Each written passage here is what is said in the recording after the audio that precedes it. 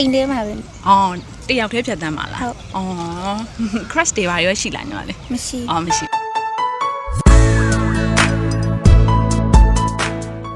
လေအမခရစ်စဲကိုပါ